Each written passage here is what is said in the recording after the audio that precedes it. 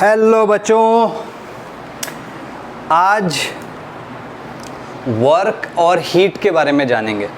ठीक, हमने अभी तक बहुत बेसिक चीज़ें देखी, क्या स्टेट फंक्शंस होते हैं, क्या प्रॉपर्टीज़ होती हैं, है ना। स्टेट ऑफ अ सिस्टम भी हमने देखा कि क्या होता है और वो कब डिफाइंड होता है। हालांकि उसको भी मैंने कहा था, अभी मैं इसको दोबारा बता देता हूँ कि स्टेट ऑफ द फंक्शन जब थर्मोडायनेमिक इक्विलिब्रियम सेट हो जाता है। थर्मोडायनेमिक इक्विलिब्रियम में आपने देखा कि तीनों इक्विलिब्रियम होते हैं, है ना, मैकेनिकल, थर्मल एंड केमिकल। ठीक है, ये तीनों इक्विलिब्रियम जब होंगे तो हम कहेंगे थर्मोडायनेमिक इक्विलिब्रियम में। और जब थर्मोडायनेमिक इक्विलिब्रियम होता है तभी स्टेट वेरिएबल्स डिफाइंड होते हैं, और अगर स्टेट वेरिएबल्स डिफाइंड होंगे तो ही उनकी कुछ फिक्स वैल्यू होगी, और अगर उनकी कुछ फिक्स वैल्यू होगी तो हम कहेंगे कि कोई particular state of the system is also defined, है ना। स्टेट को हमने कैसे बताया था कि उसमें स्टेट वेरिएबल्स जो हैं उनकी कुछ पर्टिकुलर वैल्यू होगी। ठीक है, कुछ पर्टिकुलर सेट ऑफ वैल्यू वाला जब सिस्टम की कुछ ये जो स्टेट वेरिएबल्स के सिस्टम के स्टेट वेरिएबल्स के कुछ पर्टिकुलर वैल्यूज़ होंगी तो वो स्टेट ऑफ द सिस्टम कहलाएगी। ठीक है, जैसे वो वैल्यूज़ चेंज करोगे तो दूसरी इस स्टेट से दूसरी स्टेट में चल जाएंगी। तो जब तक कि कोई स्टेट डिफाइन नहीं होगी, है ना, तब तक इन सारे वेरिएबल्स का कोई मतलब नहीं है। नाउ हम जो बात करने वाले अब इस लेक्चर में वो है कि एनर्जी जो ट्रांसफ़र होती है वो कैसे ट्रांसफ़र होती है। ठीक है, अभी एक सिस्टम से सराउंडिंग या एक सिस्टम से दूसरे सिस्टम में, है ना, या फिर कि सेम सिस्टम में एक स्टेट से दूसरे स्टेट पे। ठीक है, तीनों केसेस बता रहा हूँ, एक ही सिस्टम के एक स्टेट से दूसरे स्टेट में, ठीक है, एक सिस्टम से दूसरे सिस्टम में, या एक सिस्टम से सराउंडिंग में। ये जो एनर्जी का ट्रांसफ़र है ये किस तरीके से होता है? तो ये दो तरीके से होता है, heat not heel, heat and work. ठीक है, हीट क्या है और वर्क क्या है ये बहुत सब्जेक्टिव चीज़ है।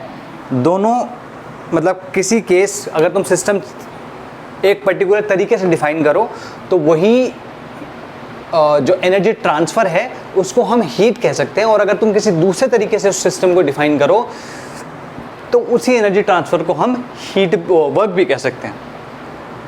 क्लियर होगी बात? तो यहाँ पर जो वर्क डन है वो हम मैकेनिकल वर्क डन के ही बारे में बात करेंगे, और वो है क्या वो भी हम धीमे देखें, मतलब बहुत बेसिक लेवल पे देखेंगे।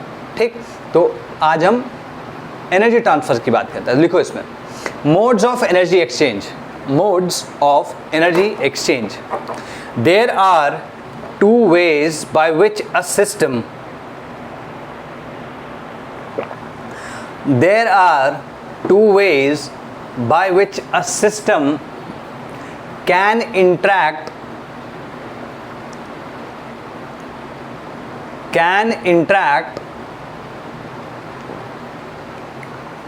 with another system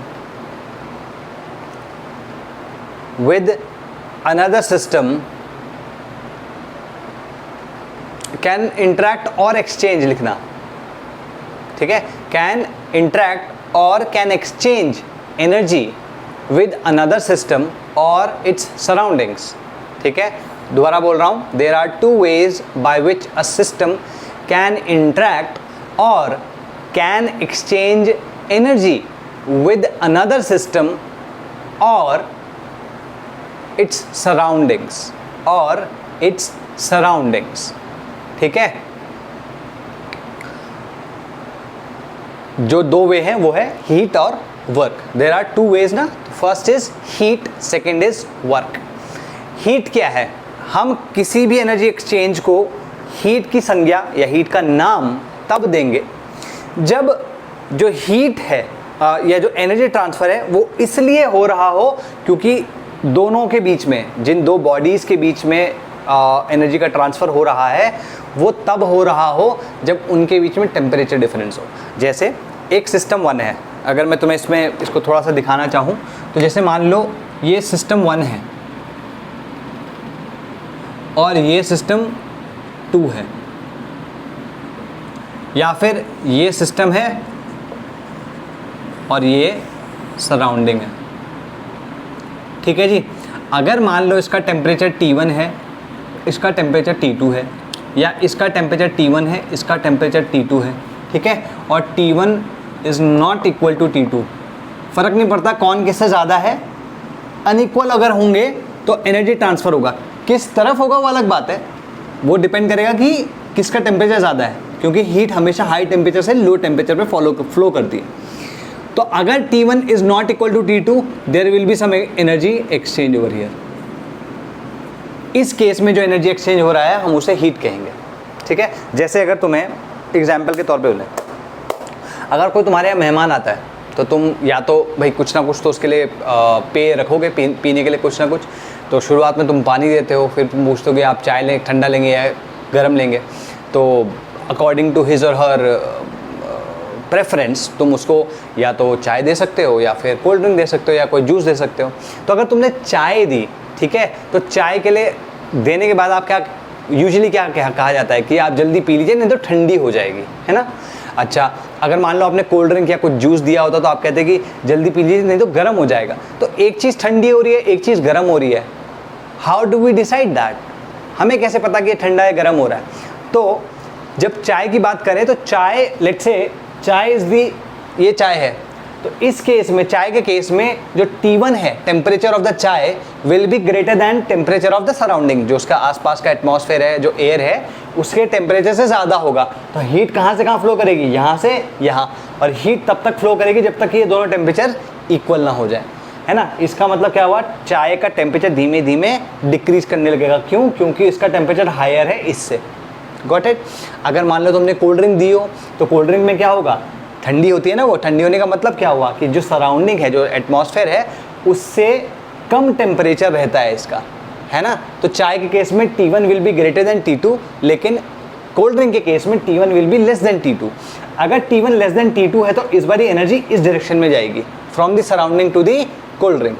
तो क्या होगा, कोल्ड ड्रिंक का टेम्परेचर धीमे धीमे धीमे धीमे बढ़ेगा और तब तक बढ़ता रहेगा जब दोनों का टेम्परेचर, सराउंडिंग और the system means your cold drink, इन दोनों का टेम्परेचर इक्वल ना हो जाए।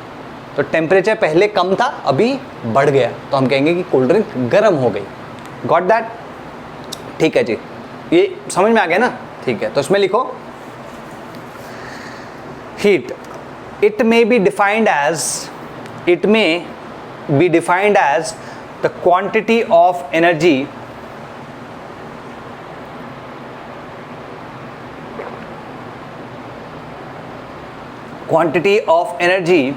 which flows between a system and its surrounding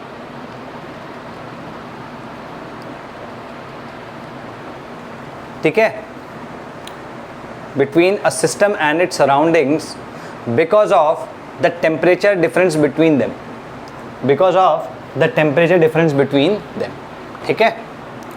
चाहे तो तुम ये बना सकते हो, गॉट इट, इसको ये जो मैंने यहाँ पे लिखा है इसमें बना सकते हो, ठीक। इसमें लिख लो साथ साथ, it is a path function. देखो भाई, ये पाथ फंक्शन का मतलब क्या है भाई, हीट को डिफाइन ही कैसे किया है कि वो जो एनर्जी ट्रांसफ़र होगी उसको हम हीट बोल रहे हैं, जो एनर्जी ट्रांसफ़र होगी, क्योंकि इन दोनों के बीच में टेम्परेचर डिफरेंस है तो हम उसको हीट कह रहे हैं।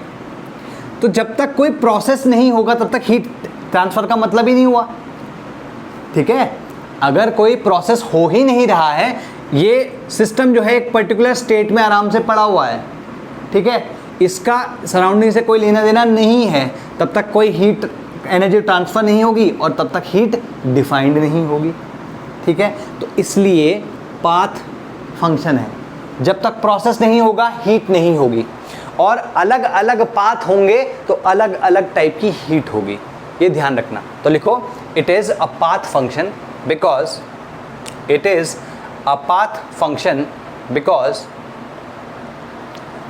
ठीक है, path function because without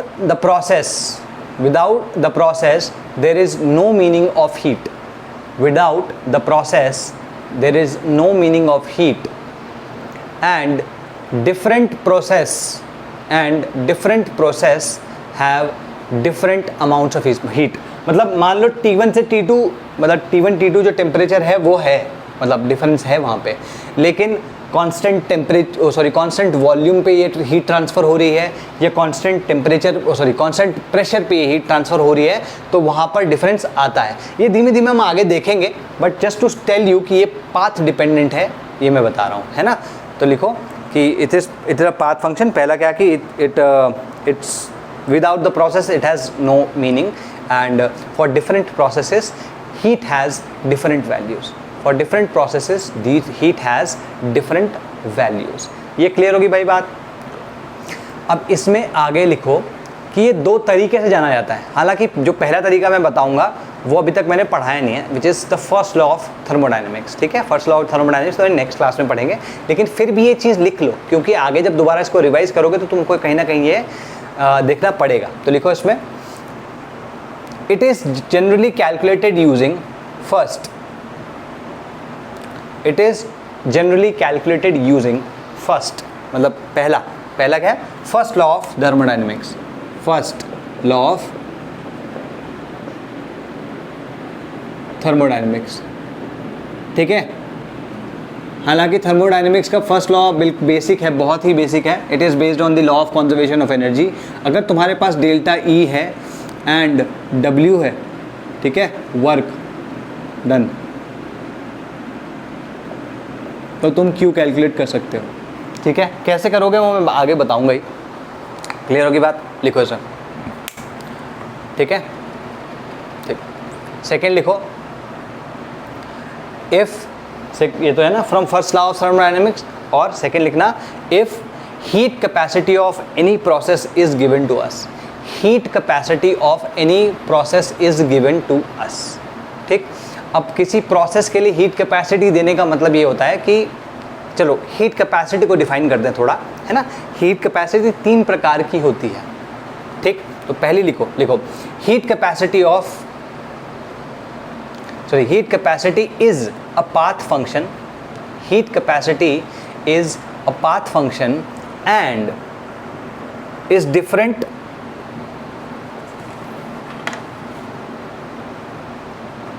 and different types of heat capacities are defined, and different types of heat capacities are defined। इसके बाद नोट करके लिखना जो मैं बोल रहा हूँ, उसमें लिखो, remember heat capacity of a system is not fixed. ये बहुत इंपॉर्टेंट चीज़ है। किसी भी सिस्टम की, किसी भी बॉडी की जो हीट कैपेसिटी वो फिक्स नहीं होती है। ठीक है, वो प्रोसेस जो होगा उस पर डिपेंड करेगा। जब मैंने हीट के बारे में बोल दिया कि वो प्रोसेस डिपेंडेंट है और हीट जो है वो हीट कैपेसिटी पे डिपेंडेंट है, इसका मतलब क्या हुआ, heat capacity is also process dependent. Got it. देखो, remember heat capacity of a substance is not fixed and it is dependent on the type of process which is being performed, and is dependent on the type of process which is being performed on that substance, ठीक है, clear होगी बात। ठीक है, first लिखो total heat capacity. Total heat capacity को example ले देखो, जैसे मान लो ये तुम्हारे पास कोई बॉडी है, इसका मास कुछ ग्राम्स में, कुछ x ग्राम्स है, स्मॉल m ग्राम्स में है या w ग्राम्स में है, व्हाटएवर इट, अभी we don't have to really worry about it कि इसका मास जो है स्मॉल m ग्राम्स है। अगर इस बॉडी का, इस सब्सटेंस का टेम्परेचर मुझे 1 डिग्री से बढ़ाना हो, तो उस 1 डिग्री टेम्परेचर को बढ़ाने के लिए मुझे इस बॉडी को कितनी हीट देनी पड़ेगी, वो हीट कैपेसिटी कहलाती है, सॉरी टोटल हीट कैपेसिटी कहलाती है। Got it. दोबारा बोल रहा हूँ, कोई भी बॉडी ले लो, मेरे पास ये पेन पड़ा है तो मैं इस पेन की बात कर रहा हूँ। ठीक है, मेरी बॉडी ले लो, चाहे ये बोर्ड ले लो, कुछ भी ले लो, कोई एक चीज़, तुम्हारे हाथ में पेन है तुम उसकी बात करो। ठीक है, तो ये पेन, ये मार्कर का जो टेम्परेचर है वो 1 डिग्री से मुझे बढ़ाना है। उस 1 डिग्री को, भाई अगर मेरे को टेम्परेचर बढ़ाना है तो हीट देनी पड़ेगी ना, एनर्जी देनी पड़ेगी ना। तो जितनी हीट या एनर्जी मुझे देनी पड़े इसके टेम्परेचर को 1 डिग्री से बढ़ाने के लिए, वो इस पेन की टोटल हीट कैपेसिटी कहलाएगी। ठीक है, इसका मतलब मास जितना ज़्यादा होगा उतनी ज़्यादा हीट कैपेसिटी होगी। भाई यही पेन, इसी टाइप का पेन एक थोड़ा बड़ा ले लो जो कि इसके डबल मास का हो, तो इसकी हीट कैपेसिटी क्या हो जाएगी, डबल हो जाएगी, है ना।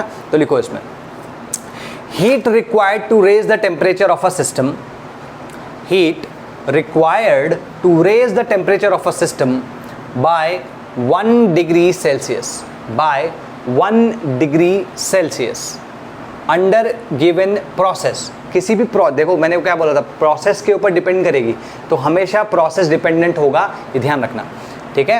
Heat required to raise the temperature of a system by 1 degree under the given process is known as total heat capacity, is known as total heat capacity, ठीक है। मैथमेटिकली अगर हमें लिखना हो तो हम इसको CT से डिफाइन करते हैं। First is total heat capacity.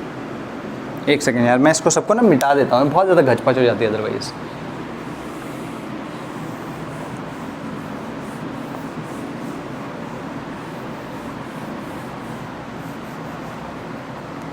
ठीक है, first is total heat capacity, ठीक है जी। टोटल हीट कैपेसिटी ऐसे लिखी जाती है, तो जो CT है that can be defined as delta Q upon delta T, ठीक है। क्लियर होगी बात, या इसको हम इस तरीके से भी डिफाइन कर सकते हैं, ठीक है। तो लिखो इसमें ये मैथमेटिकली ये है, तो इसको अगर तुम देखो तो ये जूल हो गया पर डिग्री सेल्सियस या पर केल्विन, जूल पर केल्विन, ठीक है। 1 डिग्री सेल्सियस से अगर टेम्परेचर बढ़ रहा है मतलब 1 केल्विन से टेम्परेचर बढ़ रहा है, ठीक है। देखो, it is an extensive property, बहुत इंपॉर्टेंट है, it is an extensive property, क्योंकि मास डिपेंडेंट होगी। मैंने भी बताया था ना कि मास जिसका ज़्यादा होगा, भाई यही पेन अगर मैं एक बड़ा वाला ले लूँ, सेम मटीरियल का एक बड़ा पेन ले लूँ जिसका मास इससे जस्ट दुगना है, तो क्या होगा, उसकी हीट कैपेसिटी इससे दुगनी हो जाएगी, ठीक। तो लिखो, it is an extensive property, bracket में लिख देना मास डिपेंडेंट, ठीक है, and is a path function मैं ऑलरेडी बता चुका हूँ, इस चीज़ को लिखो, it is an extensive property and a path function, ठीक है। तो अगर तुम देखो इसमें तो इसी को मैं लिख सकता हूँ इन दोनों को करके, dq equals to CT into dt, और अगर मैं दोनों को इंटीग्रेट कर दूँ तो यहाँ पे क्या आ जाएगा Q, ये जो Q है दिस इज़ हीट, हीट को Q से रिप्रेजेंट किया जाता है, और CT into delta T। Clear होगी बात, ठीक है। अच्छा, क्योंकि Q जो है वो पाथ फंक्शन है, इसलिए स्टेट के लिए इसका कोई मतलब नहीं है, ठीक है। किसी पर्टिकुलर स्टेट के लिए हीट डिफाइन नहीं होती, एक स्टेट से दूसरी स्टेट में जा रहा हो, है ना, सिस्टम एक स्टेट से दूसरी स्टेट में जा रहा हो थ्रू अ प्रोसेस, उस प्रोसेस के लिए हीट डिफाइंड होती है, ठीक है। तो इसको नोट करके लिखना, इसलिए हम कभी भी, जैसे मान लो एक स्टेट 1 है, ऐसे ना स्टेट 1 है ना, और स्टेट 2 है, तो हम कभी भी Q1 और Q2 नहीं कहते, हम इस प्रोसेस को, मतलब इस स्टेट से स्टेट में गया, इसके लिए जो एनर्जी ट्रांसफ़र होगा ड्यू टू टेम्परेचर डिफरेंस, उसको हम Q कहते हैं, ठीक है। तो लिखो, ये नोट करके लिख लेना, Q is not defined for a particular state, Q is not defined for a particular state. It is only defined when a system moves from one state to other. It is only defined for the process. It is only defined for the process when the system moves from one state to the other. It is only defined for the process in which the system moves from state 1 to state 2. ठीक है, ये तुम्हारा Q आ गया, got this? ये आ गया Q, okay. Now ठीक है, that's why we do not define it for a system like Q1 and Q2। हम किसी सिस्टम के लिए Q1 Q2 नहीं लिखते, ठीक है। इस तरीके से इसको लिख सकते हो, इंपॉर्टेंट है।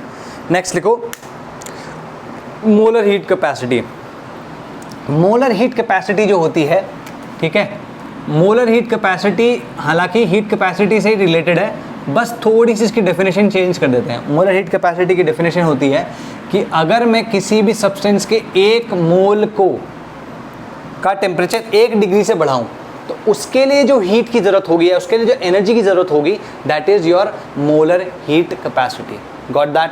जैसे आयरन का कोई पीस ले लो, I do not have a piece of iron, let's say this is piece of iron, मुझे नहीं पता इसका मास कितना है, डजेंट मैटर, मुझे पता नहीं इसका मास कितना है। तो अगर मैं इसका मास मुझे नहीं पता, इसका टेम्परेचर मैं 1 डिग्री से बढ़ा दूं, तो जो एनर्जी रिक्वायर्ड होगी वो इसकी हीट कैपेसिटी होगी, टोटल हीट कैपेसिटी। लेकिन अगर इसी आयरन के पीस के मैं एग्जैक्टली 56 ग्राम्स लूँ, ठीक है, 56 ग्राम्स का एक आयरन का पीस लूँ, अब मैं उसकी एनर्जी उसका टेम्परेचर 1 डिग्री से बढ़ा रहा हूँ, तो मैं 1 मोल ऑफ आयरन का टेम्परेचर 1 डिग्री से बढ़ा रहा हूँ, तो जो एनर्जी इसको दी गई होगी या जो हीट इसके साथ ट्रांसफ़र की गई होगी, that will be called your molar heat capacity. ठीक है, the heat required to raise the temperature of 1 mole of a substance by 1 degree Celsius is called molar heat capacity. ठीक है, तो लिखो heat required to raise the temperature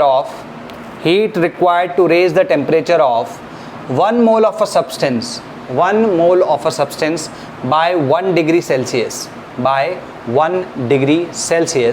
full stop is known as molar heat capacity. ठीक है, mathematically क्या होगा, mathematically अगर तुम देखो तो ये एग्जैक्टली यही है, लेकिन यहाँ पर n आ जाएगा। क्यों? क्योंकि नंबर ऑफ मोल्स भी होंगे, नंबर ऑफ मोल्स से डिवाइड कर दिया आपने, आपके पास ये आ गया। ठीक है, अगर आपको इसकी वो लिखनी है तो आप ये लिखोगे जूल पर मोल पर केल्विन। ठीक है, अगर आपको इसी से ये लेके आना है तो you will have to put it like this NCDT। ठीक है, और अगर तुम इसको लिखना चाहो NC डेल्टा T। ठीक है, तो क्लियर होगी बात।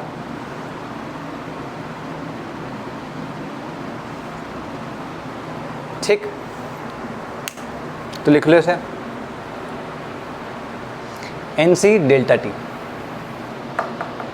ठीक, तो C जो होता है तुम्हारा, this C is an intensive property. ये मास डिपेंडेंट नहीं है, क्योंकि 1 मोल है, सब्सटेंस का 1 मोल है ना, तो किसी भी सब्सटेंस के 1 मोल के लिए डिफाइंड है, तो मास फिक्स हो गया ना। यूँ समझ लो, मोलर जिसके आगे लग जाता है, किसी भी क्वांटिटी के आगे अगर मोलर लगा दोगे ना तो वो इंटेंसिव हो जाती है। Got it? जैसे वॉल्यूम है, वॉल्यूम मास डिपेंडेंट है, जिसका जितना ज़्यादा मास होगा मोस्ट प्रॉब्लम वो वॉल्यूम भी उसकी उतनी ज़्यादा होगी। ठीक है, लेकिन अगर मोलर वॉल्यूम लगाते हो तो मोलर वॉल्यूम फिक्स हो गई ना गैसेस की, जैसे 22.7 एट STP। Got it? लिखो इसे C is an intensive property and a path function। ये ध्यान रखना, इंटेंसिव है लेकिन पाथ फंक्शन है। ठीक, क्यों? क्योंकि अलग अलग प्रोसेसेस के लिए डिफाइंड होती है। जैसे CP होती है molar heat capacity at constant pressure. ठीक है, इसके 2 टाइप होते हैं, एक होता है CP और एक होता है CV। तो जो CP है वो molar heat capacity at constant pressure है, और एक होता है CV जो कि molar heat capacity at constant volume है। ठीक है, तो लिखो CP molar heat capacity at constant pressure, CV molar heat capacity at constant volume. ठीक है जी, कांस्टेंट वॉल्यूम। ये दोनों के दोनों जो हैं ये इंटेंसिव होंगे, और अब ये पाथ फंक्शन नहीं है। ये पाथ फंक्शन क्यों नहीं है? क्योंकि पाथ ऑलरेडी फिक्स हो चुका है, अब ये पाथ फंक्शन नहीं है। क्लियर होगी बात? स्टेट फंक्शन भी नहीं है, पाथ फंक्शन भी नहीं है। Got it? ठीक है, लिखना एवरी क्वांटिटी बिकम्स, ये नोट करके या स्टार मार्क करके लिख लेना, every quantity becomes intensive if you put molar in front of it. ठीक है, if we put molar in front of it. ठीक है, नेक्स्ट लिखो specific heat capacity. Specific heat capacity पर ग्राम होती है बस, और कुछ नहीं है। सिमिलर सी डेफिनेशन है। Specific heat capacity capital S से डिफाइंड होती है, और कैपिटल S जो है दैट इज़ पर ग्राम होता है। तो पर ग्राम क्या है, यहाँ पे जो भी मास है उससे डिवाइड कर दो, सेम चीज़ है, ज़्यादा कुछ नहीं सोचना। ठीक है, यहाँ पर ये आ गया और इस तरीके से आ जाएगा ये। ठीक है, गॉट इट? ठीक है, यहाँ पे अगर तुम डेफिनेट ये यूनिट देखो तो यूनिट विल बी पर ग्राम, जूल पर ग्राम पर केल्विन। ठीक है, तो इसमें लिख लो heat required to raise temperature of unit mass, bracket में लिख लेना जनरली 1 ग्राम। यूनिट मास तो 1 kg भी हो सकता है ना, 1 मिलीग्राम भी हो सकता है, लेकिन जो इन जनरल हम यूनिट मास को लेते हैं दैट इज़ 1 ग्राम ओनली, है ना। To raise temperature of unit mass, bracket में लिख लेना generally 1 gram of a substance by 1 degree Celsius. Of of substance by 1 degree Celsius. तो इसको इस तरीके से डिफाइन करेंगे, है ना, कि भाई जितनी हीट दी और जितना टेम्परेचर राइज हुआ उसके साथ साथ जितना उसका मास था उससे भी डिवाइड करेंगे, ठीक है। S is equal to delta Q upon M, delta T is equal to D Q upon M D T, ठीक है जी। इसमें लिख लो S, अगेन S भी क्या है, इंटेंसिव है और पाथ फंक्शन है। S is intensive plus path function, ठीक। नेक्स्ट लिखो SP, अगर इसमें भी देखो तो इसमें भी दो तरीके से डिफाइंड होता है, एक SP हो गया और एक SV हो गया। SP का मतलब हो गया specific heat capacity at constant pressure, और SV हो गया specific heat capacity at constant volume, ठीक है, ये लिख लो, ठीक। और इसमें लिख लेना वही इंटेंसिव होंगे लेकिन पाथ फंक्शन नहीं हो, सॉरी नॉट पाथ फंक्शन, मैंने पहले वाले में भी नॉट पाथ फंक्शन था, अभी भी नॉट पाथ फंक्शन है। क्यों? क्योंकि पाथ ऑलरेडी डिफाइंड हो गया है।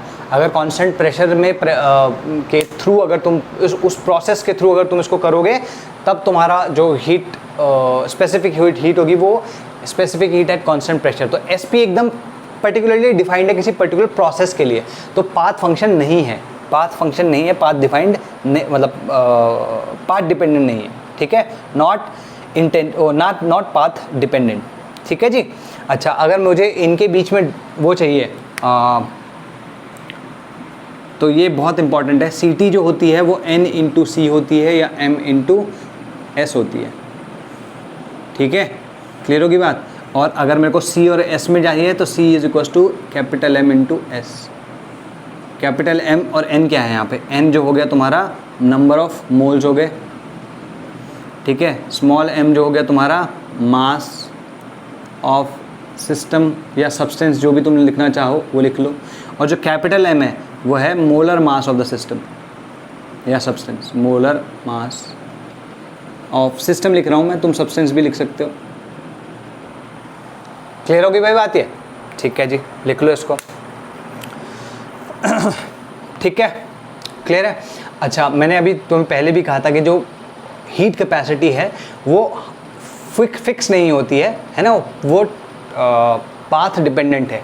तो यहाँ पे हम 4 पाथ ऑलरेडी देख चुके हैं, 4 पाथ मतलब 4 तरीके के प्रोसेसेस हम ऑलरेडी देख चुके थे। कौन कौन से देखे थे हमने देखा था आइसोथर्मल,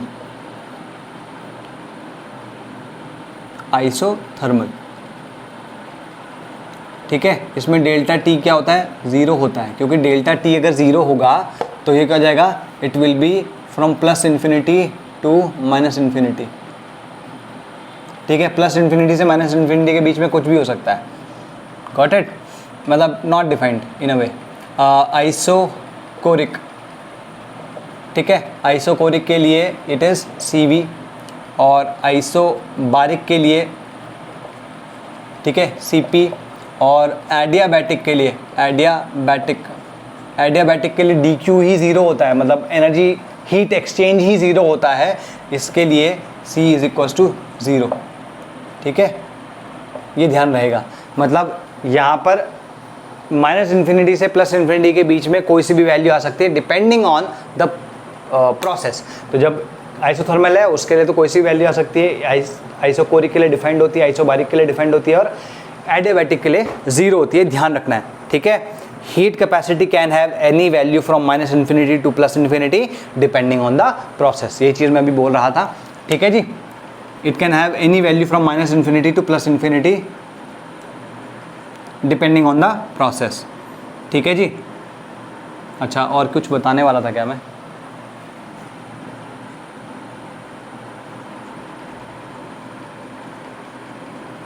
कुछ बताने वाला था, एक सेकंड में कुछ बोलने वाला था क्या, हाँ, CP माइनस CV, ये ध्यान रखना, ये एक आइडेंटिटी है, ये आगे प्रूव करूंगा, लेकिन लिख लेना यहाँ पे CP minus CV equals to R होता है, R is universal gas constant, got it, ठीक है जी। अच्छा, हीट के लिए चलो ठीक है, ये वर्क बताऊंगा, वर्क के बाद इन दोनों का जो कन्वेंशन है कि हीट को कब हम पॉजिटिव लेंगे कब हम नेगेटिव लेंगे वो भी मैं बताऊंगा, ठीक है। चलो अब बात करते हैं किसकी, वर्क की। लिखो, वर्क दूसरे टाइप का हो गया ना भाई, दूसरा मोड ऑफ हीट ट्रांसफ़र हो गया, ठीक है। तो वर्क में लिखो ये वर्क भी मे बी एनर्जी एक्सचेंज होता है, लेकिन इस केस में टेम्परेचर डिफरेंस की वजह से हीट ट्रांसफर नहीं हो, सॉरी एनर्जी ट्रांसफर नहीं होती। It's not because of that. ठीक है, ये ध्यान रहे। Got it? तो लिखो इसमें work, it is the energy that is transmitted, it is the energy that is transmitted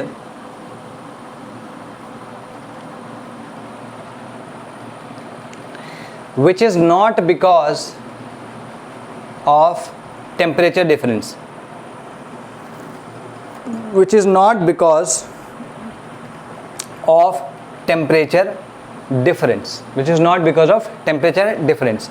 और ऐसे लिखना, और करके दूसरी डेफिनेशन लिखवा रहा हूँ, कोई सी भी एक याद कर सकते हो, स्कूल में कोई सी भी लिख सकते हो, कोई प्रॉब्लम नहीं है। ठीक है, तो लिखो energy that is transmitted, energy that is transmitted from one system to another, energy that is transmitted from one system to another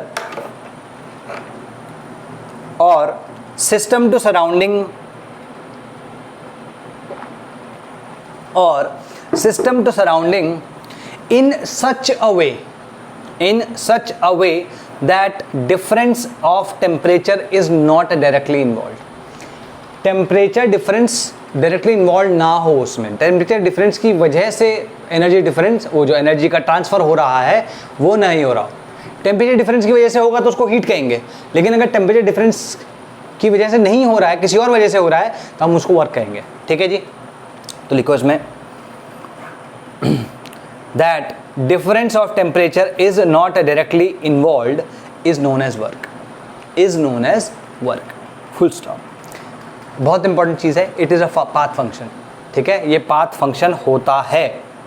ठीक है, it is a path function. मैं तुम्हें ऑलरेडी बता चुका हूँ कि जब तक कोई एक सिस्टम से दूसरे मतलब सॉरी एक स्टेट से दूसरे स्टेट में नहीं जाएगा सिस्टम, या किसी एक सिस्टम से दूसरे सिस्टम के बीच में एनर्जी ट्रांसफ़र नहीं होगा, तो किसी प्रोसेस के थ्रू तो होगा ना ये सब, और जब तक प्रोसेस डिफाइन नहीं होगा तब तक वर्क डिफाइन नहीं होगा।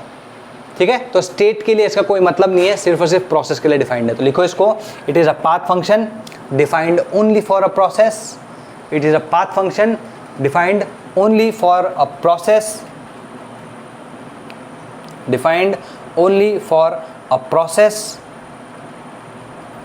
ठीक है, it has no meaning for a particular state, it has no meaning for a particular state. इसलिए कभी भी हम स्टेट 1 है मान लो और स्टेट 2 है, तो हम यहाँ पे कभी भी W1 या W2 नहीं लिखते। हम हमेशा इस प्रोसेस के लिए, क्योंकि स्टेट 1 से स्टेट 2 में जाने के लिए कुछ प्रोसेस इसने अपनाया होगा, उसके लिए हम W लिखते हैं या DW लिखते हैं, जैसा भी हो। ठीक है, ये भाई चल रहा है कि नहीं? ये बाबा हाँ चल रहा है, चलो भाई। ठीक है, लिखो इसमें it is a path function, लिख चुके हो। ठीक है, नेक्स्ट लिखो, this definition is consistent, this definition is consistent with our understanding of work. जो वर्क होता है, हम वर्क को कैसे लिखते हैं? F.dx। अगर हम dw की बात कर रहे हैं, ठीक है ना, अगर हम w की बात करेंगे तो हम लिख लेंगे F.x। ठीक है, ये वर्क होता है, ये वर्क इस तरीके से हम डिफाइन करते हैं। ठीक है, इसमें कहीं पर भी टेम्परेचर डिफरेंस का कोई लेना देना नहीं है। Got it? तो यहाँ पे टेम्परेचर डिफरेंस का कोई लेना देना नहीं है, इस वजह से हम इसमें जो हीट ट्रांसफ़र हुआ होगा उस हीट ट्रांसफ़र को वर्क कहते हैं इंस्टेड ऑफ हीट। ठीक है, नेक्स्ट लिखो, इसमें हर 4 तरीके के वर्क या हर तरीके के वर्क जो होते हैं वो इन्वॉल्व होते हैं। ठीक है, कौन कौन सा? अगर तुम देखो, ग्रेविटेशनल वर्क,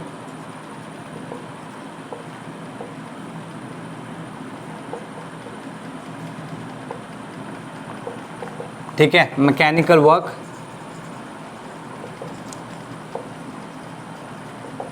ठीक है, इलेक्ट्रिकल वर्क और मैग्नेटिक वर्क। हालांकि अगर मैग्नेटिक फील्ड कांस्टेंट, क्या बोलते हैं उसको, मतलब कांस्टेंट मैग्नेटिक फील्ड होगा तो उसमें जो वर्क होता है वो यूजुअली 0 होता है। ठीक है, ये चारों के चारों वर्क होते हैं। ठीक है, तो लिखो types of work, types of work, इसमें लिख लो ग्रेविटेशनल वर्क। ग्रेविटेशनल वर्क क्या होगा, mg into H. Mechanical work क्या होगा, f नहीं, p into delta we, p into V2 minus V1। ये जो ये वाला वर्क है ना, ये मैकेनिकल वर्क, ये मैं डिफाइन करूँगा। और यूजुअली जो थर्मोडाइनमिक्स में है वो इसी के बारे में बात हो रही होती है, क्योंकि ये इसलिए काम नहीं आ रहे थे क्योंकि हम मोस्टली जो सिस्टम्स होते हैं वो गैशियस सिस्टम की भी बात करते हैं, गैशियस सिस्टम्स। दोबारा बोल रहा हूँ, क्योंकि गैशियस सिस्टम की बात है तो वहाँ ग्रेविटेशनल वर्क का तो कोई मतलब नहीं है, क्योंकि बहुत ही मास बहुत ही हल्का होता है। इलेक्ट्रिकल वर्क और मैग्नेटिक वर्क की भी कोई बात नहीं होती। मोस्टली जो हम थर्मोडायनेमिक्स में बात कर रहे होते हैं वो मैकेनिकल वर्क की बात करते हैं, और अभी हम डिफाइन भी करेंगे इसको। तो P डेल्टा V हो जाता है, और ये जो होता है ये Q into V। V is voltage या पोटेंशियल डिफरेंस।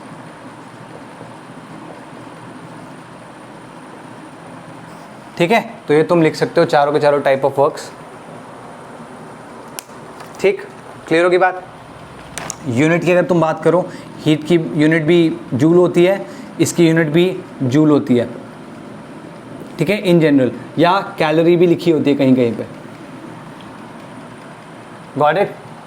ठीक है, तो लिखो इसमें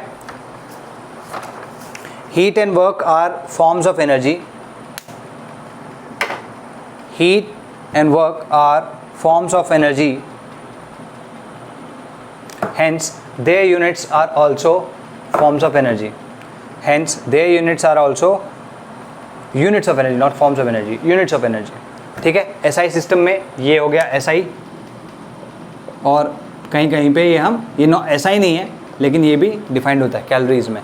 1 लीटर एटमॉस्फेयर होता है, वो भी हम बताते हैं। लिखो, calorie is also another unit used in questions. ठीक है, क्वेश्चन में यूज होती है इसलिए बता रहा हूँ। और अगर तुम्हें जानना हो कि इनके बीच में डिफरेंस रिलेशनशिप क्या है तो 4.18 जूल्स। क्लियर होगी बात? अच्छा, अभी लीटर एटमॉस्फेयर की बात करते हैं। ये लीटर एटमॉस्फेयर कैसे आया? देखो भाई, मैंने यहाँ पे मैकेनिकल वर्क लिखा, प्रेशर किस में होता है? एटमॉस्फेयर में। और जो डेल्टा वी होगा वो किस में होगा? वो लीटर्स में होगा। तो क्योंकि ये भी वर्क है तो इसका मतलब ये यूनिट भी यूनिट ऑफ एनर्जी होगी। ये जो लीटर एटमॉस्फेयर मैं यहाँ लिख रहा हूँ, ठीक है, तो litre atmosphere is also another unit. क्यों इसलिए डिफाइन करें? क्योंकि हमें बिकॉज ये यूजली इंफॉर्मेशन इसी में दी होती है ना। तो लिखो, litre atmosphere is also another unit. Litre atmosphere is also another unit. समझ में आया ना कैसे? ठीक है, और अगर मैं इन दोनों के बीच में रिलेशनशिप जानना चाहूँ तो 1 litre atmosphere is equals to 101.325 joules and 24 point कितना है 206।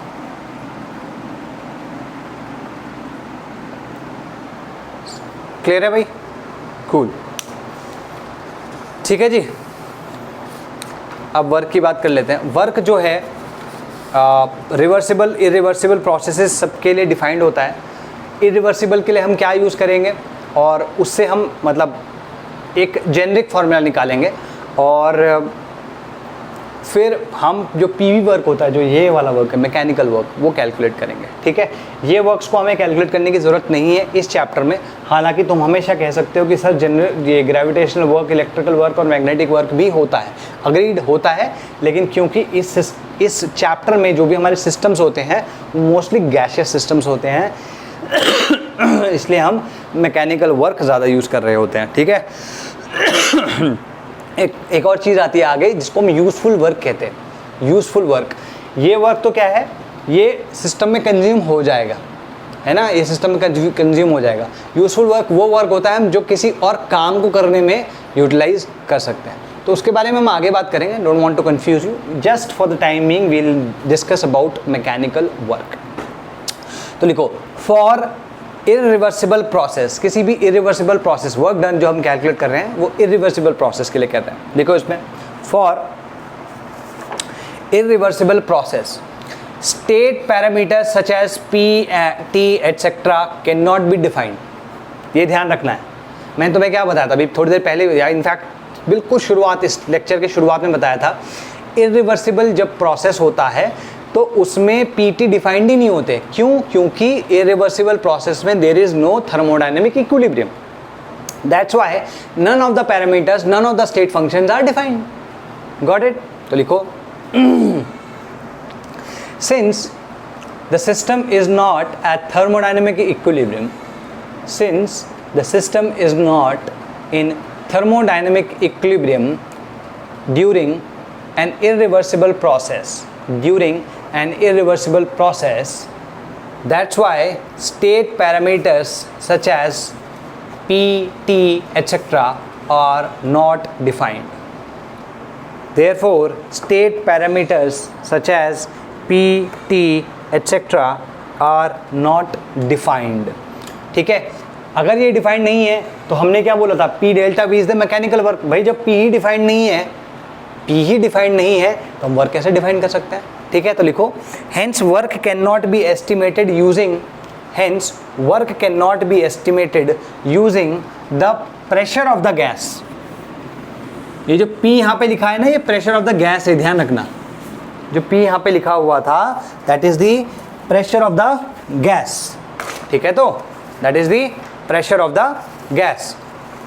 ठीक, तो लिखो hence work can not B estimated using pressure of the gas. ठीक है, तो इसे कैलकुलेट कैसे करते हैं? एक्सटर्नल प्रेशर के बेसिस पे, क्योंकि एक्सटर्नल प्रेशर तो कांस्टेंट होता ही होता है। तो लिखो can not B estimated using pressure of the gas. ठीक है, but it can be defined using external pressure। ठीक है, कैसे? देखो, बाय वर्क एनर्जी थियरम। अब ये वर्क एनर्जी थियरम क्या होता है? दोनों के दोनों, वर्क और एनर्जी जो दोनों के दोनों है वो टाइप ऑफ एनर्जी है। ठीक है, अगर मैं किसी चीज़ को हीट देता हूँ तो वो वर्क कर सकती है, या अगर मैं किसी चीज़ पे वर्क करता हूँ तो वो गर्म हो सकती है, उसको हीट प्रोवाइड हो सकती है। जैसे एग्जाम्पल के तौर पे मैं बोल रहा हूँ, ठीक है, तो मैं अपनी शरीर की एनर्जी यूज़ कर रहा हूँ और किस में कन्वर्ट कर रहा हूँ उस एनर्जी को? साउंड एनर्जी में, which is reaching your year. ठीक, तो जो एनर्जी मैंने अपने शरीर से खर्च करी, या शायद जो वर्क मैंने अपने शरीर से किया, वो एनर्जी में कन्वर्ट हो गया। तो वर्क एनर्जी थियरम तुम अपने फिजिक्स में अभी तक होपफुली पढ़ चुके होगे, 11th में हो, है ना, पढ़ चुके होगे, क्योंकि वर्क पावर एनर्जी करके एक चैप्टर आता है। ठीक है, उसमें ये वर्क एनर्जी थियरम अप्लाई होता है, यूज़ होता है, डिफाइन होता है। ठीक, तो वर्क एनर्जी थियरम का मतलब क्या है? वर्क जो एक्सटर्नल होगा, ठीक है, जो एक्सटर्नल वर्क होगा या जो गैस का वर्क होगा, sorry, that will be equal to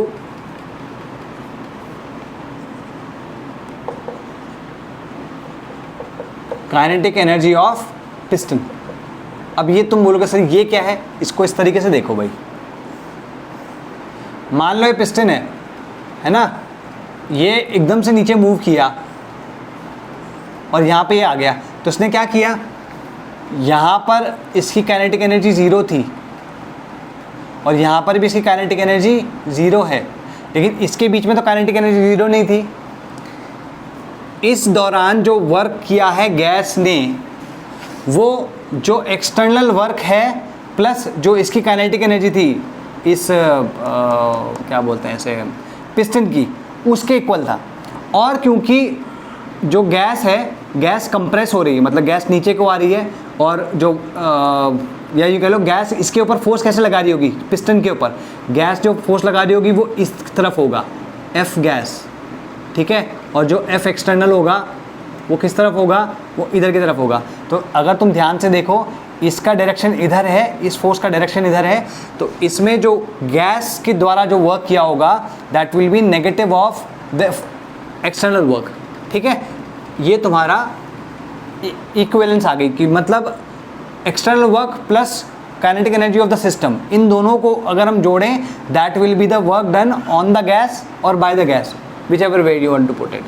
ठीक है जी, ये क्लियर हुई बात? अच्छा, अब अगर मैं इसमें देखूं एट इक्विलिब्रियम, मतलब जब यही कह लो when the piston comes to rest. अब जब पिस्टन एक बारी रेस्ट पे आ गया तो वहाँ पे क्या हो जाएगा? Kinetic energy of the piston is equal to 0। Kinetic energy of piston is equal to 0, ठीक है। वहाँ पर W gas will become equal to minus of W external. ये बहुत इंपॉर्टेंट रिजल्ट है, ये तुम्हें याद रखना है, ठीक है। जो गैस का वर्क होगा वो एग्जैक्टली ऑपोजिट होगा या नेगेटिव होगा एक्सटर्नल वर्क के। ये इसको भी मैं इसके जब मैं साइन कन्वेंशन डिफाइन करूँगा ना तब ये क्लियर हो जाएगा, ठीक है। अब जस्ट 2 मिनट रुको, साइन कन्वेंशन में डिफाइन करूँगा तब ये क्लियर हो जाएगा, ठीक है जी। अच्छा, और जो W एक्सटर्नल होगा भाई देखो यहाँ पर F एक्सटर्नल का मतलब है बेसिकली यहाँ पे प्रेशर लग रहा होगा, एक्सटर्नल प्रेशर जो कि थ्रू आउट कॉन्स्टेंट था, तो हम कह सकते हैं that this is equal to minus of P external into delta V, ठीक है। Got it. तुम ये इस तरीके से इसको कह सकते हो। मैं यहाँ पे P एक्सटर्नल कांस्टेंट ले रहा हूँ, हालांकि मुझे ऐसे नहीं लेना चाहिए, I think this would be a better one. इस तरीके से इसको रख लो, ठीक है। P एक्सटर्नल अगर कांस्टेंट है तो उसको तुम इंटीग्रेशन से बाहर लेके आ सकते हो। गॉट इट, ठीक है जी। ना लिखो इसमें as the external pressure is always defined and is usually constant होता है, ठीक है। Is always defined and is usually constant for all processes work can be defined as P delta V, है ना। जो वर्क ऑफ द गैस होगा for all process बोल रहा हूँ, किसी एक पर्टिकुलर प्रोसेस के लिए नहीं, सब प्रोसेस के लिए W gas can be defined as minus of P external dV, या फिर अगर P कांस्टेंट है तो हम ये भी लिख सकते हैं P एक्सटर्नल dV और minus P external into delta. Got it. हम ये भी लिख सकते हैं, ठीक है जी, ठीक। तो work can be calculated using this, और अगर हम चाहें तो इसी चीज़ को इस तरीके से भी लिख सकते हैं। देखो P क्या है, P एक्सटर्नल को मैं लिख सकता हूँ F external upon area of the piston into delta V। Delta V को क्या लिख सकता हूँ, दिस A, मान लो इस पिस्टन का जो एरिया है वो A है और ये dx है, ठीक है। तो मैं क्या लिख सकता हूँ इसको minus F external upon A into A dot dx।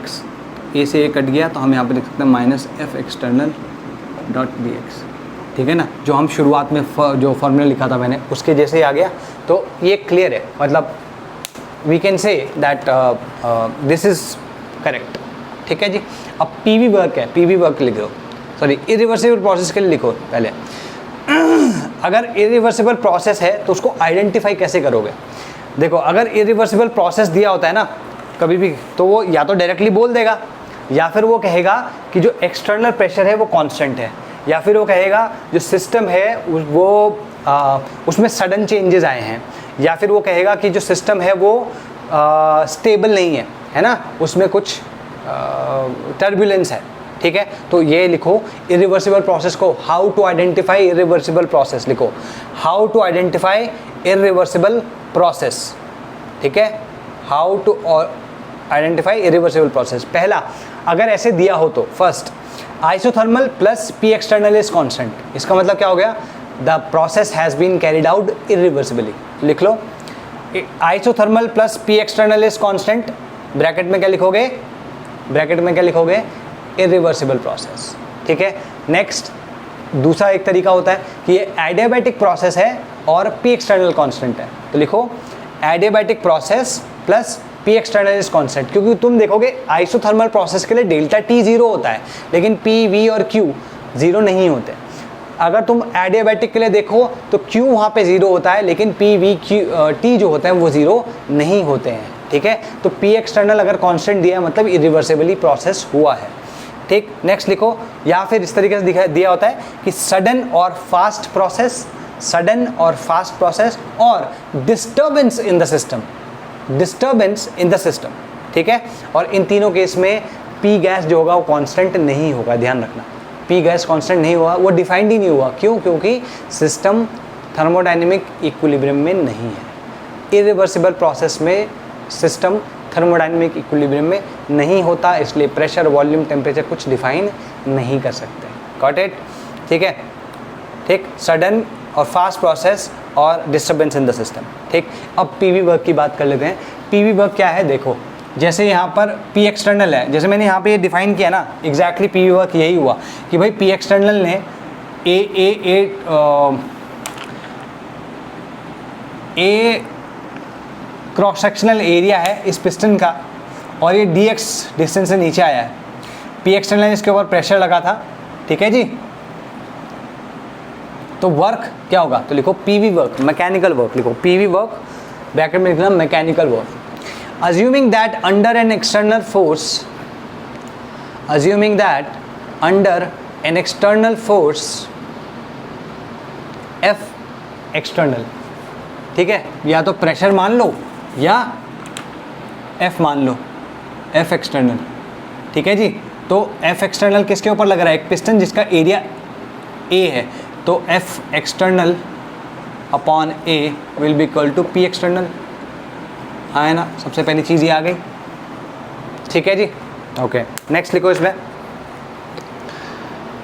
ठीक है। The piston moves down by a distance dx, the piston moves down by a distance dx। तो अगर ये डिस्टेंस dx से मूव किया है, यहाँ पे काइनेटिक एनर्जी का कोई रोल नहीं है। अगर पिस्टन dx से मूव किया है नीचे, तो जो dv होगा that will be equal to a into dx, ठीक है। तो तुम देख सकते हो work is equal to F dot D X equal to वही, तुम चाहो तो लिख लो इसको, work is equal to F dot, या वर्क एक्सटर्नल ऐसे करके लिख लो, F external into D X. F को लिख सकते हो P external into A dot D X, और ए डॉट डी एक्स को डी वी लिख सकते हो, तो P dot external dot d V, ठीक है। तो क्लियर होगी बात? ठीक है, तो लिखो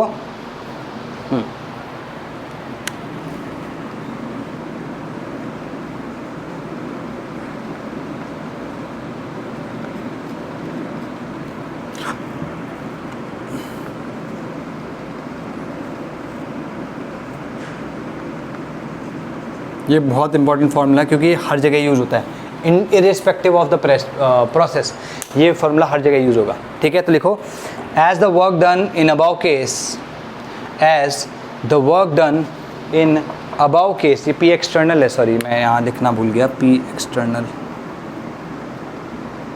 as the work done in the above case by external agent is positive,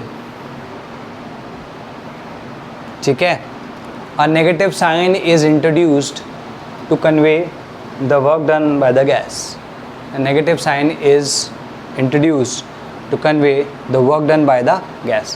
तो ये ध्यान रहेगा हमेशा, ये फॉर्मूला यूज़ होगा। तो ऐसे लिख सकते हो उसमें, this formula is used irrespective of the process followed, irrespective of the process followed. Clear होगी बात? ठीक है, बहुत इंपॉर्टेंट चीज़ थी, ये हुई, ठीक है। अब कन्वेंशन की बात करते हैं। कन्वेंशन में क्या है, अगर तुम्हारा ये चीज़, मैं कुछ गिरा क्या भाई, ये चीज़ मैं सबके लिए लिख रहा हूँ। कहा बाबू तुम बार बार गिर काहे रहे हो?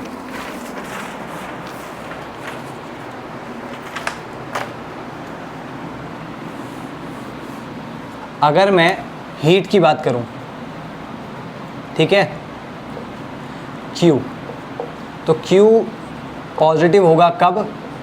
व्हेन हीट इज, ये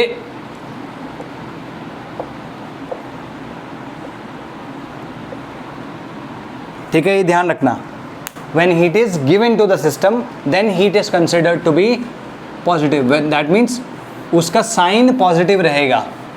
गॉट इट? ठीक है। अगर Q नेगेटिव है तो वो कब होगा?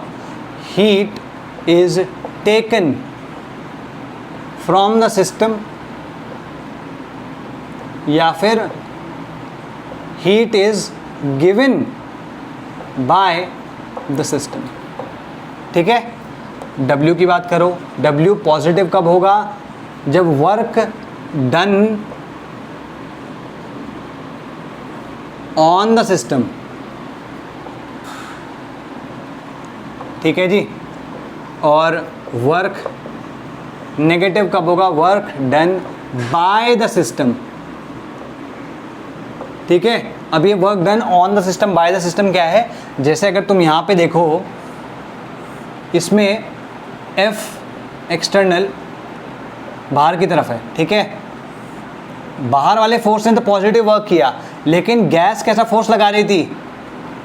इधर की तरफ, गैस इधर की तरफ फोर्स लगा रही थी, हाँ है ना। अच्छा, अब एक सेकंड रुको, work done on the system, ठीक है। ये एफ एक्सटर्नल है, ये जब बाहर की तरफ अंदर की तरफ लगा तो मूव कितना कर गया? डीवी, डीवी से, ठीक है, या dx से मूव किया, तो एफ डॉट dx क्या होगा? पॉजिटिव, क्योंकि dx, एक सेकंड, dx तो नेगेटिव, सॉरी dx नेगेटिव होगा।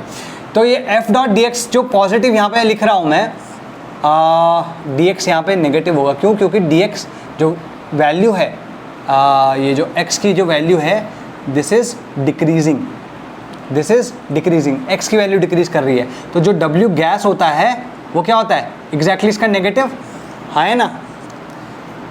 F एक्सटर्नल इस तरफ लग रहा है और जो x है वो कम हो रहा है, मतलब dx जो होगा वो नेगेटिव वैल्यू होगी ना भाई। कोई चीज़ कम हो रही होती है तो उसका जो ग्रेडियंट है, जैसे dx लिखा है मैंने, वो नेगेटिव होगा। तो f डॉट dx क्या होगा? नेगेटिव। और जो W गैस होता है वो F एक्सटर्नल के माइनस के साइन के होता है, minus F external dot dx। ये देखो कहाँ है, ये जो गैस है ये माइनस ऑफ दिस है, ठीक है, माइनस ऑफ दिस। तो इस वजह से ये पॉजिटिव हो गया। तो जब कभी भी गैस कंप्रेस की जाएगी, गैस को कंप्रेस किया जाएगा तो work done on the system होगा, और अगर गैस एक्सपैंड करेगी तो work done by the system होगा। ध्यान रखना, ठीक है। क्लियर होगी बात? दोबारा बता रहा हूँ बहुत सिंपल तरीके से कि भाई अगर तुमने बाहर वाले फोर्स ने अंदर की तरफ दबाया तो ये जो dx होगा नेगेटिव होगा, तो f into D x negative आएगा। लेकिन जो वर्क डन, गैस का जो वर्क डन होता है वो इसके नेगेटिव के इक्वल होता है।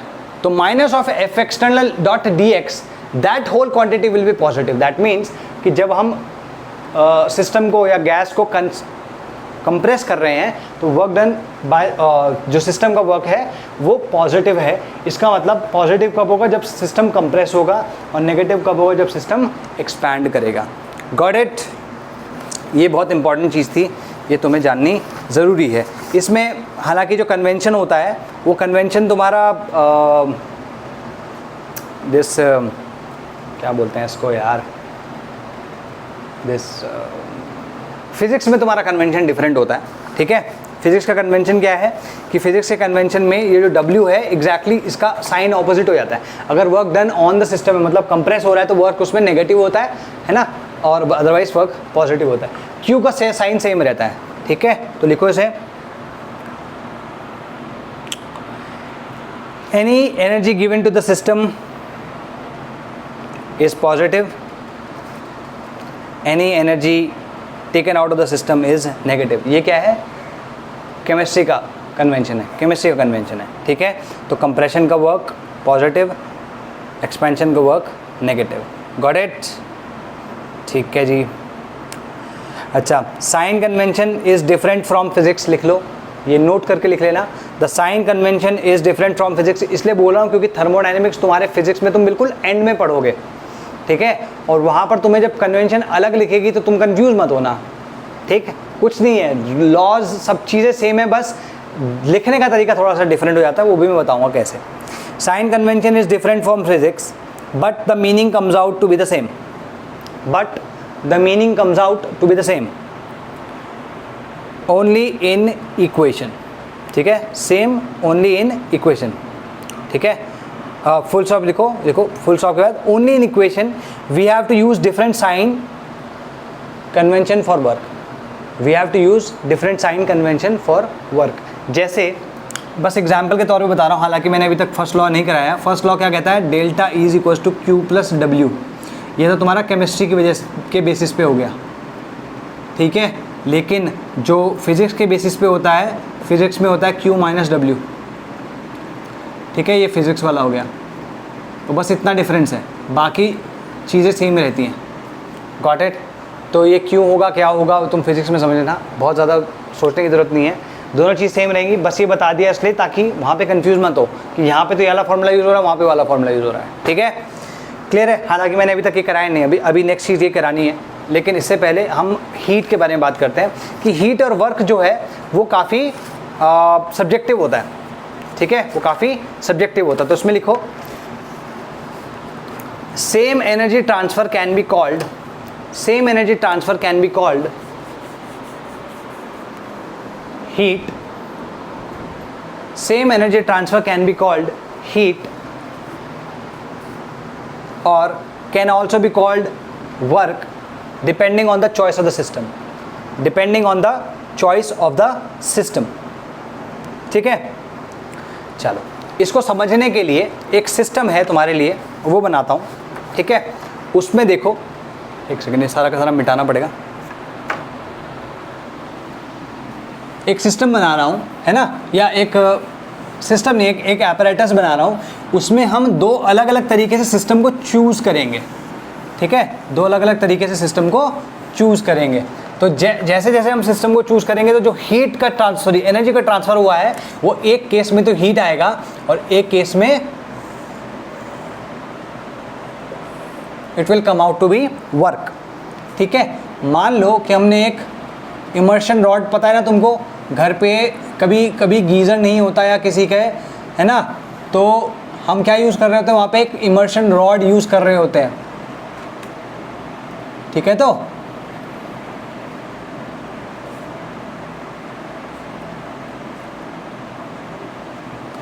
ठीक, मान लो हमने एक बैटरी लगा दी, ठीक है जी, और इस बैटरी से एक स्विच लगाया। ठीक है, इस बैटरी से एक स्विच लगा दिया हमने। ठीक है, और इस स्विच से क्या कनेक्टेड है, एक इमर्शन रॉड। ये पूरा का पूरा तुम्हारा पानी या कोई भी और लिक्विड भरा हुआ है, मतलब तुम इसमें पेट्रोल मत डाल देना आग लगाने के लिए। ठीक है, पानी मान लो फॉर द टाइम बिंग कि यहाँ पर पानी भरा हुआ है। ठीक है जी, अभी शुरुआत में इस पानी का टेम्परेचर भी 25 डिग्री सेल्सियस है और बाहर का टेम्परेचर भी 25 डिग्री सेल्सियस है। तो इस पर्टिकुलर पॉइंट पे जब दोनों का टेम्परेचर सेम है तो there is no heat transfer between this water and this surrounding. Got it? ठीक, ये तुम्हारी हीटर कॉइल है, ये तुम्हारी बैटरी हो गई और ये तुम्हारा स्विच हो गया। ठीक है, तो क्लियर होगी बात? तो लिखो इसमें To understand this, consider the following system. Consider the following system in which water is taken in a closed container, in which water is taken in a closed container at 25 degrees Celsius. Water is taken in a closed container at 25 degrees Celsius. The surrounding temperature is also 25 degrees Celsius. The surrounding temperature is also 25 degrees Celsius. ठीक है, full stop. There is a heater coil. There is a heater coil dipped in the water. There is a heater coil dipped in the water, which is connected to a battery. Which is connected to a battery through a switch. Which is connected to a battery through a switch. The heater coil is also at 25 degrees Celsius in the beginning. शुरुआत में to begin with सबका temperature 25 degree Celsius है। अब कर क्या रहा हूँ वो बता रहा हूँ और फिर उसके बाद हम सिस्टम क्या चूज़ करेंगे उसके बेसिस पे देखो। अगर मैं यहाँ पर इस स्विच को डाउन करता हूँ, है ना, स्विच को डाउन किया, स्विच को डाउन किया मतलब सर्किट कंप्लीट हो गया। सर्किट कंप्लीट हो गया मतलब इसमें करंट बहना शुरू हुआ। करंट बहेगा तो यहाँ पर ये हीट प्रोड्यूस करेगा, ये हीट प्रोड्यूस करेगा। हीट प्रोड्यूस करेगा तो टेम्परेचर पानी का बढ़ने लगेगा, पानी का टेम्परेचर बढ़ने लगेगा। अब हीट तो कुछ ट्रांसफ़र हुई है तभी तो टेम्परेचर भी बढ़ रहा है ना, ठीक है। लेकिन अगर मैं इस बॉक्स को या इस कंटेनर को सिस्टम मानूं, अगर मैं सिस्टम कंटेनर को सिस्टम मानूं जिसमें ये हीट कॉइल जो है, हीटर कॉइल, वो इंक्लूडेड है, ठीक है। If I consider this container plus this heater coil to be the system, तब सराउंडिंग और इसके बीच में कोई टेम्परेचर डिफरेंस है नहीं, लेकिन फिर भी हीट ट्रांसफर हो रही है। इसका मतलब जो भी यहाँ पे हीट ट्रांसफर हो रहा है, सॉरी हीट नहीं यार, एनर्जी ट्रांसफर जो भी हो रहा है वो वर्क है। दोबारा बोल रहा हूँ, अगर मैं इस कंटेनर और इस रॉड को, ये जो हीटर कॉइल है, इसको सिस्टम मानता हूँ, तो तुम देख रहे हो सिस्टम और सराउंडिंग के बीच में टेम्परेचर कितना है, 25 डिग्री सेल्सियस, मतलब there is no temperature difference basically. तो इन दोनों के बीच में कोई हीट ट्रांसफ़र नहीं होगा। क्यों? क्योंकि टेम्परेचर डिफरेंस नहीं है, तो एनर्जी ट्रांसफ़र जो भी हो रहा है वो हीट एनर्जी, सॉरी, क्योंकि टेम्परेचर डिफरेंस नहीं है तो जो भी एनर्जी ट्रांसफ़र हो रहा है वो हीट नहीं कहलाएगा। हीट तभी कहलाता है जब टेम्परेचर डिफरेंस होता है। क्यों? यहाँ पर हमने इस कॉइल को सिस्टम का पार्ट मान लिया। तुम बोलोगे सर कॉइल और इसके बीच में जो टेम्परेचर डिफरेंस है, अग्रीड, लेकिन this coil is part of the system only. इस वजह से जो भी इसमें एनर्जी का ट्रांसफ़र हो रहा है दैट इज़ कॉल्ड वर्क। लेकिन अगर मैं इस वाटर को, सिर्फ इस पानी को सिस्टम मान लूँ और जो ये कॉइल है इसको सिस्टम का पार्ट ना मानूँ, दोबारा बोल रहा हूँ, अगर सिर्फ पानी को मैं सिस्टम मानूँ और इस कॉइल को इसका सिस्टम का पार्ट ना मानूँ, तो this coil becomes part of the surrounding. इस केस में सराउंडिंग और सिस्टम के बीच में टेम्परेचर डिफरेंस है। क्यों? क्योंकि ये गर्म होगी, इसका टेम्परेचर 25 डिग्री से ज़्यादा हो जाएगा, इसका 25 डिग्री जाएगा, तो दोनों के बीच में क्योंकि टेम्परेचर डिफरेंस है, तो अब जो हीट ट्रांसफ़र हो रहा है, सॉरी एनर्जी ट्रांसफ़र है, उसको मैं हीट कहूँगा। ठीक है, तो तुमने देखा कि मैंने सिस्टम की डेफिनेशन को चेंज किया, तो वही एनर्जी ट्रांसफ़र एक केस में वर्क था और एक केस में हीट बन गया। ठीक है, तो लिखो, now there are two ways in which the system can be chosen. Now there are two ways in which the system can be chosen. First, all contents of the container bracket में water plus heater coil, ये bracket में है, ठीक है, are chosen to be the system,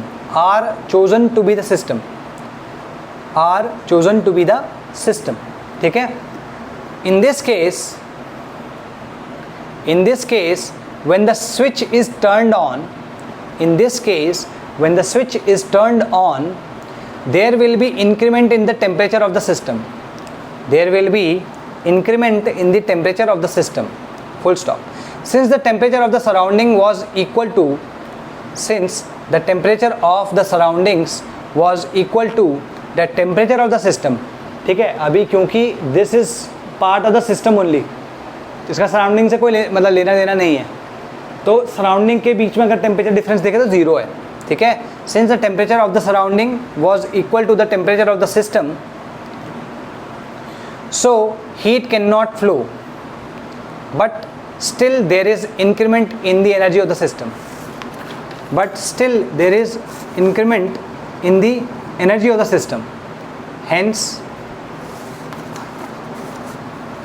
hence this energy exchange will be called work.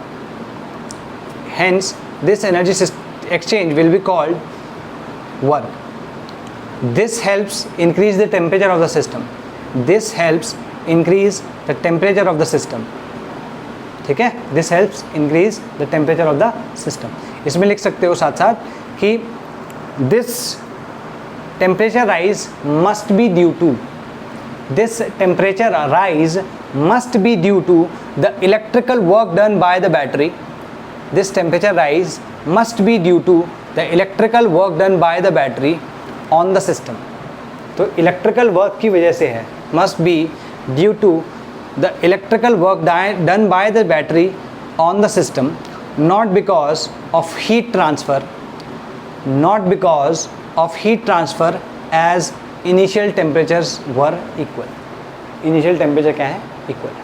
ठीक है, next system, जो दूसरा system है, ठीक है, उसमें लिखो, when only water is considered as system, when only water is considered as system. ठीक है, इसमें लिखो heater coil will be part of the surroundings in this case. Heater coil will be part of the surroundings in this case, full stop. ठीक है, when the switch is turned on, the temperature of the heater will rise. The temperature of the heater will rise and heat transfer between the coil and water will take place, and heat transfer between the coil and the water will take place. That means energy transfer between system and surrounding has taken place.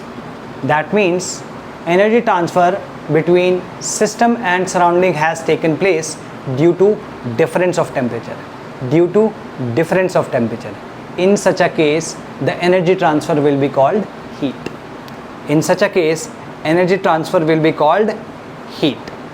ठीक है जी, clear होगी बात? तो आज का lecture यहीं पे complete करते हैं। आई होप कि वर्क और हीट तुम्हें अच्छे से समझ में आया होगा। इस पे कुछ क्वेश्चंस भी हम कराएंगे और कल इंटरनल एनर्जी और फर्स्ट लॉ ऑफ थर्मोडायनेमिक्स हम डिस्कस करेंगे। तब तक के लिए बाय बाय, टेक केयर।